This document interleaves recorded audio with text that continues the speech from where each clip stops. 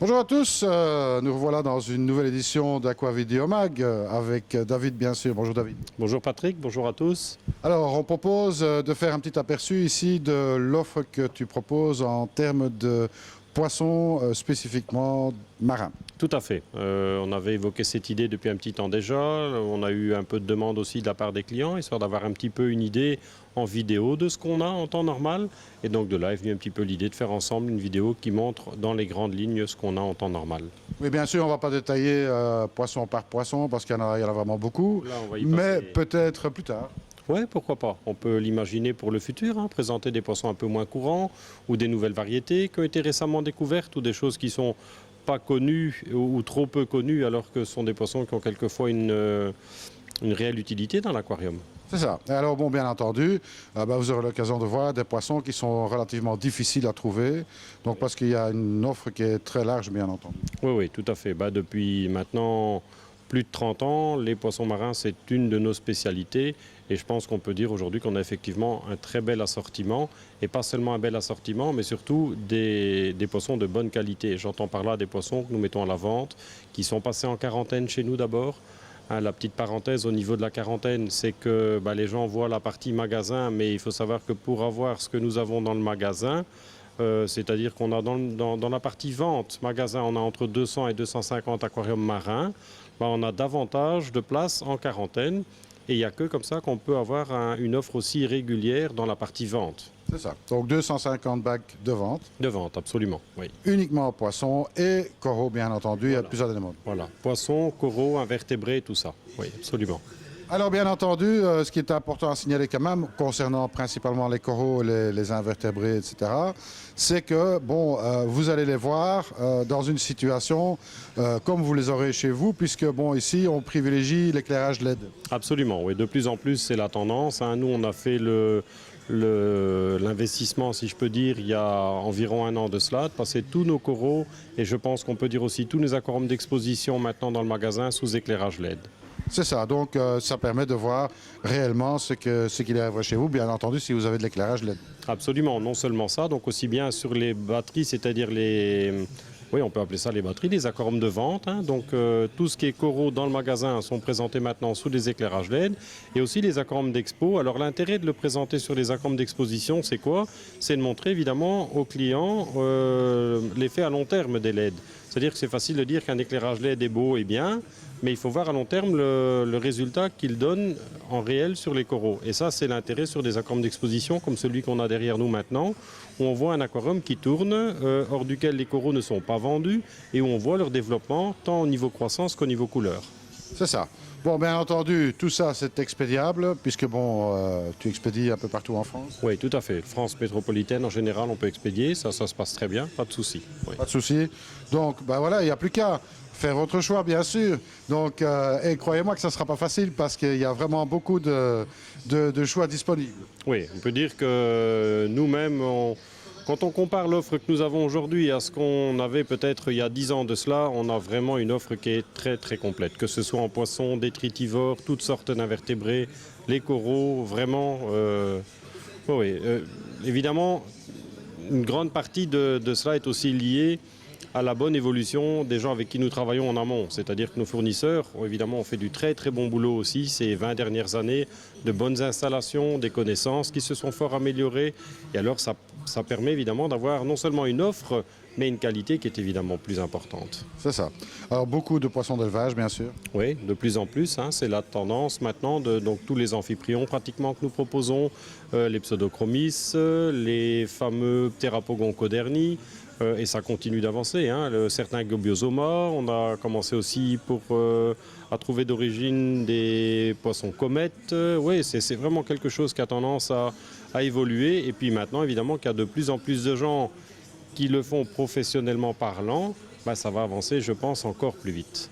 Bon, on l'espère en tous les cas, ce serait bien pour la nature. Pour tout le monde, absolument. Ouais, absolument. Donc voilà, restez avec nous, on va jeter un coup d'œil un petit peu ce qui se passe dans les bacs. Allons-y. Alors David, premier bac ici, on a un petit échantillon. Voilà, là on a un petit échantillon pour commencer. Donc on a quelques familles là-dedans, on a quelques chirurgiens. Donc on voit un hépatus qui est très connu depuis, la sortie d'un film que tout le monde a pu voir. On a le Cocernon, ensuite on a bon, évidemment quelques poissons-anges également. Il y a un Centropige Acanthops qu'on a vu passer. Maintenant on a l'Isabellita qui passe devant nous. Un Imperator en coloration juvénile qui est à droite de l'image maintenant, qui va peut-être faire un effort et revenir devant. Un Chétodon Xanthurus qu'on voit là. Alors hormis les chirurgiens, les autres poissons qu'on voit sur ces images-là sont évidemment des poissons qui peuvent avoir tendance à picorer les coraux, donc pas compatibles, je dirais, en récifal, plus spécialement les poissons papillons, comme là on voit un Chétodon Ephipium également. Ça sont des mangeurs de coraux, donc pas à mettre dans n'importe quel aquarium, en tout cas pas en récifal. C'est ça. Ou bien alors mettre des faux. Ou alors mettre des faux, oui. Donc tous ces poissons sont bien entendu compatibles entre eux. Alors tout ce qu'on voit là est tout à fait compatible. Là, il n'y a rien de spécialement agressif là-dedans. La seule chose, c'est d'éviter évidemment de mettre tous ces poissons-là dans du récifal. Alors il y en a qui vont, hein. Comme là on a vu passer un petit Centropige rouge qui est de l'Auriculus, ça c'est pas un problème. Maintenant on revoit passer le Centropige Acanthops, c'est un très beau petit poisson, aucun problème non plus.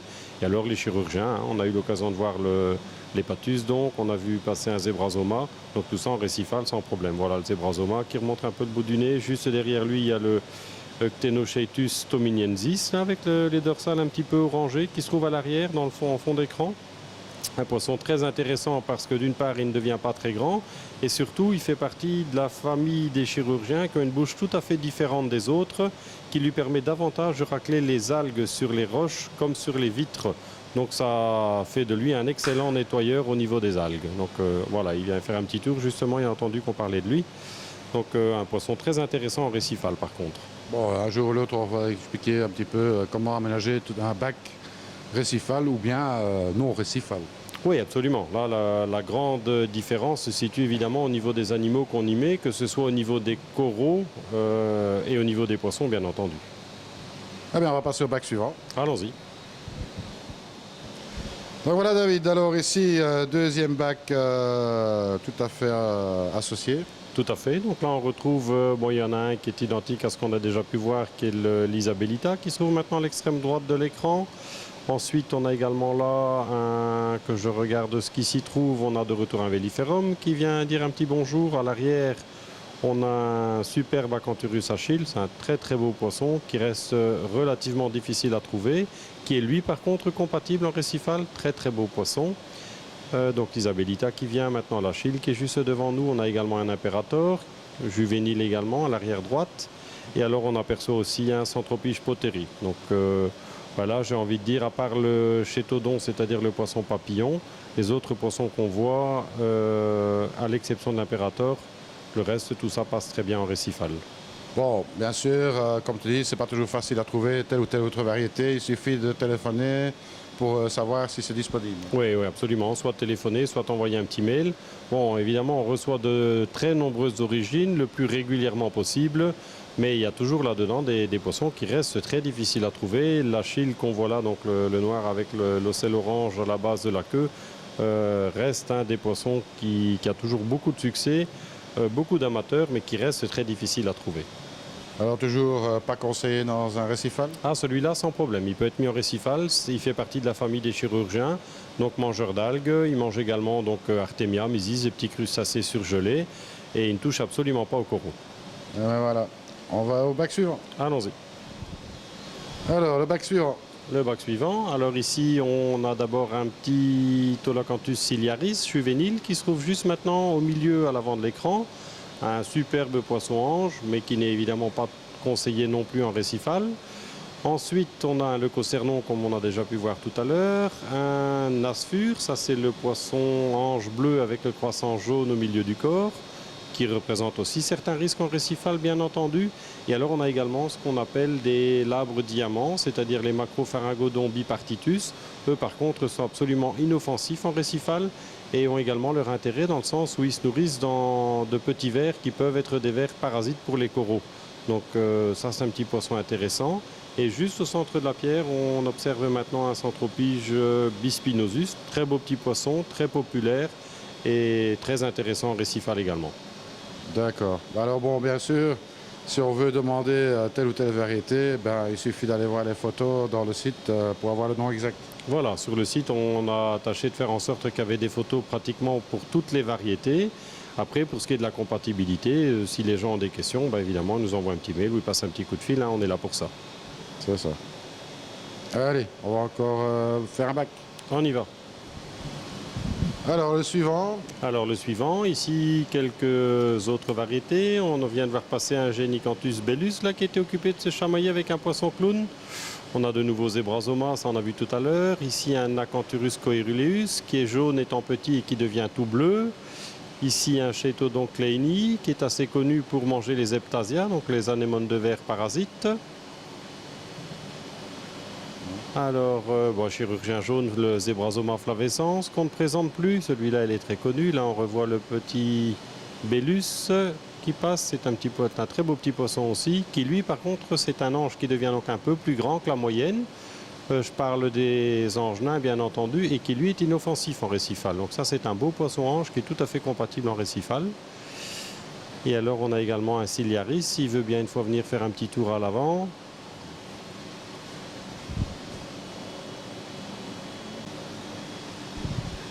Donc voilà, le Ciliaris dont on parlait, hop, qui est occupé de picorer sur le décor artificiel qu'on voit là.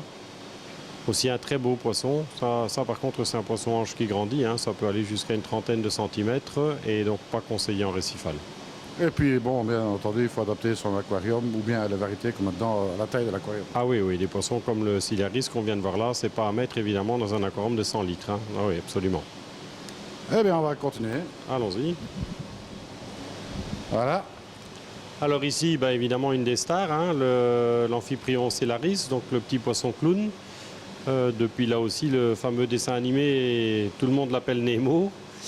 Alors, qu'est-ce qu'il faut savoir? C'est que 80, pour ne pas dire 90% des poissons clowns de cette variété maintenant sont issus d'élevage. Donc, c'est-à-dire que ce sont des poissons qui sont nés et qui ont grandi en captivité.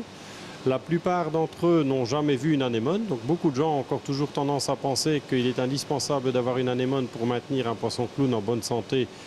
C'est pas vrai du tout. Comme là, ceux qu'on voit à l'écran maintenant, ils n'ont encore jamais vu une anémone de leur vie. Ça ne veut pas dire qu'ils ne soient pas compatibles. En mettant une variété d'anémone qui leur est adaptée, bien sûr, ils vont y aller, mais ce n'est pas quelque chose d'indispensable du tout. Bon, enfin, c'est amusant de les voir évoluer dans une anémone. Ah oui, c'est amusant et puis c'est aussi très joli. Et quelque part, l'anémone garde le même rôle dans le milieu naturel, c'est-à-dire un rôle de protection. Hein. Si les poissons clowns vont dans les anémones, c'est pour un ensemble de raisons. Et entre autres, protéger évidemment les poissons clowns des éventuels prédateurs. C'est ça. Alors, qu'est-ce qu'on a d'autre là? Le flavescens. Bon, ça c'est aussi très courant. De nouveau un Apperator, un Acanthurus japonicus qu'on vient de voir passer, qui part maintenant à droite. Aussi un très beau poisson. Là, il n'est pas encore tout à fait coloré comme il doit l'être, mais ça devient un très très beau poisson qui lui est compatible en récifal. Un chirurgien qui fait, allez, je dirais en taille adulte, dans la majorité des cas, entre 12, grand maximum 15 cm. Mais à ne pas mettre dans des trop petits aquariums non plus, ce sont des poissons qui ont besoin d'espace pour nager. Donc j'irai pour un Japonicus, comme on vient de voir là, volume minimum conseillé, je dirais aux alentours de 300 litres. C'est ça. Donc voilà, on peut passer au suivant. Eh bien, allons-y.